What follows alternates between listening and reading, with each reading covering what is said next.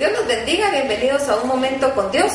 Continuamos ya casi llegando al final del libro de Job. Todavía vemos aquí el razonamiento de Eliú, donde él está exaltando la grandeza de Dios. Y vamos llegando ahí poco a poco al momento en que Job reacciona, que es hasta en los últimos capítulos. Pero veamos qué nos dicen los capítulos 36 y 37. Dice así la palabra. Añadió Eliú y dijo: espérame un poco y te enseñaré, porque todavía tengo razones en defensa de Dios.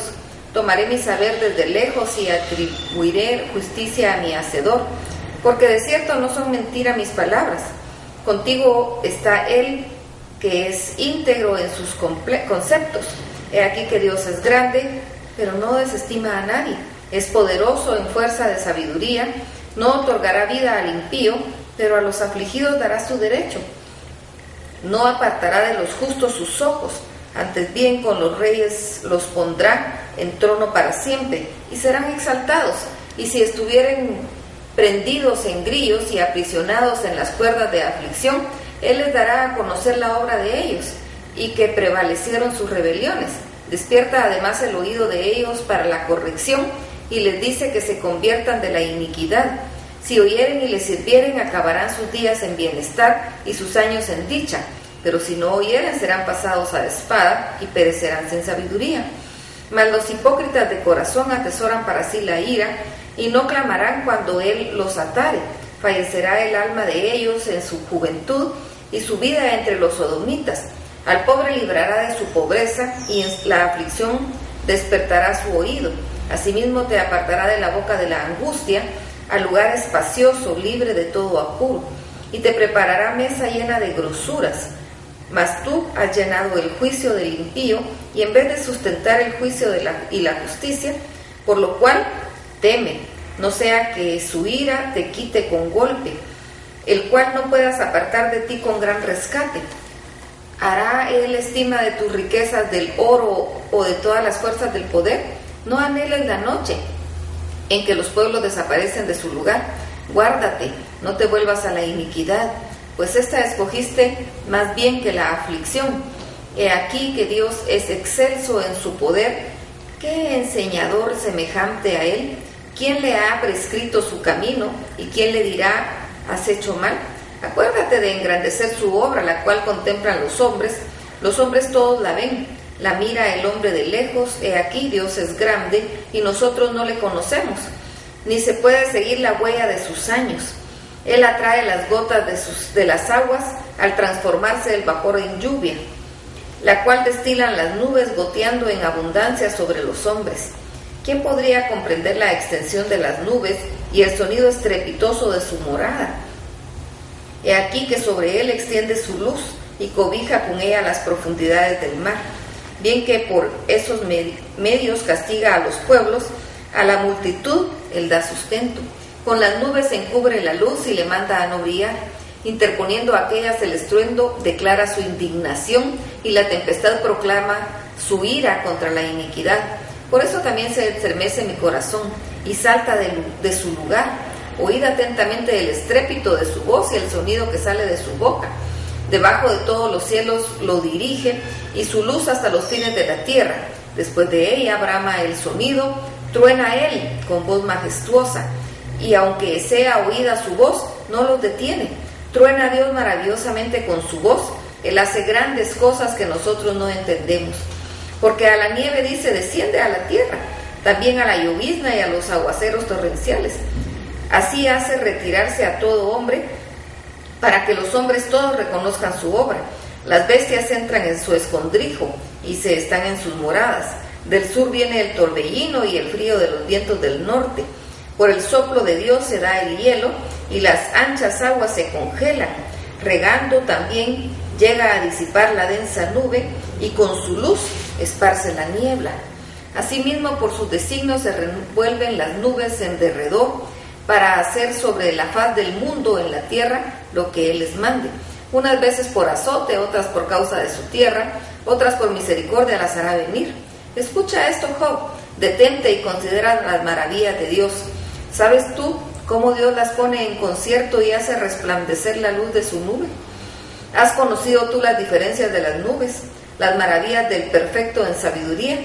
¿Por qué están calientes tus vestidos cuando él sosiega la tierra con el viento del sur? Extendiste tú con él los cielos, firmes como un espejo fundido. Muéstranos qué le hemos de decir, porque nosotros no podemos ordenar las ideas a causa de las tinieblas. ¿Será preciso contarle cuando yo hablar? Por más que el hombre razone, quedará como abismado. Mas ahora ya no se puede mirar la luz esplendente en los cielos, luego que pasa el viento y los limpia. Viniendo de parte del norte la dorada claridad, en Dios hay una majestad terrible. Él es todopoderoso, al cual no alcanzamos, grande en poder y en juicio y en multitud de justicia no afligirá. Lo temerán por tanto los hombres. Él no estima a ninguno que cree en su propio corazón ser sabio. Bien, aquí terminan las palabras de Eliú, palabras sabias. Me impacta, él habla incluso del ciclo del agua, del ciclo de la lluvia, que los científicos lo explicaran posteriormente. Y esto sucede en el tiempo bastante lejano. Se considera que es uno de los primeros libros escritos de la Biblia, contemporáneo de Moisés. Y qué gran sabiduría la que tenía. Qué gran sabiduría, y poder hablar incluso de este ciclo del agua, porque él estaba tratando de hacer que Job entendiera la grandeza de Dios, lo poderoso que es Dios como creador de todo cuanto existe, y cómo con su sola sabiduría había hecho todo cuanto existe.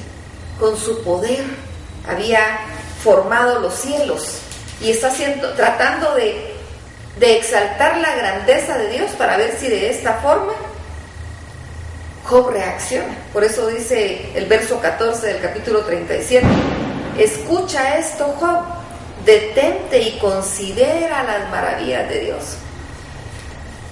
Realmente la situación de Job era difícil, porque estando nosotros en una situación difícil como en la situación en la que estaba Job, es tan difícil detenernos a considerar las maravillas de Dios y tomar un tiempo de contemplar, de contemplación, si nosotros estamos afligidos por alguna pena. Y era precisamente lo que le pasaba a Job.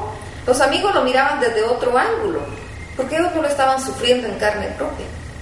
No que estuviera bien la actitud de Job, pero tampoco estaba bien la actitud de ellos, porque ellos lo que querían era hacerlo reaccionar y que él pensara igual que ellos. Él no podía pensar igual.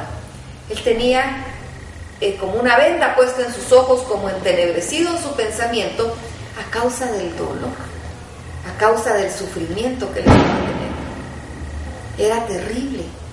Sin embargo, él tenía que reaccionar. Pero nosotros no podemos obligar a alguien a que reaccione. Por más que nosotros querramos sacudirlo y hacerlo que piense como nosotros, no podemos. El único que puede hacer entender realmente es Dios. Ahora, nosotros no tenemos que esperar llegar a una postura como la que llegó Job y quedarnos peor, sufrir por más tiempo. Al contrario, si nosotros estamos pasando una situación difícil, como lo hemos dicho más de una vez, acerquémonos a Dios, humillémonos a Dios, y encontraremos su favor, y encontraremos su gracia, y entonces, ya estando en paz, sí podremos contemplar todas estas maravillas que Eliú dice que son ciertas, porque las palabras de él no eran mentiras, eran ciertas. Pero Job no podía entender. Realmente es impactante todo lo que aprendemos en la palabra, cómo nos da ejemplo para todo en nuestra vida. Eso es algo maravilloso, porque nos da ejemplos de cómo vivir, de cómo actuar en todos los aspectos de nuestra vida. Y eso es lo maravilloso, y por eso es que nos alimentamos día tras día con la palabra del Señor. Este es nuestro alimento espiritual junto con la oración. Así como el alimento físico, nosotros necesitamos estar comiendo pues más de una vez al día. Igual, este es el alimento espiritual, no podemos pasar sin él. Si pasamos sin el alimento espiritual, empezamos a decaer espiritualmente. Así como una persona que deja de comer físicamente sus alimentos, empieza a decaer y llega a una desnutrición que puede ser fatal.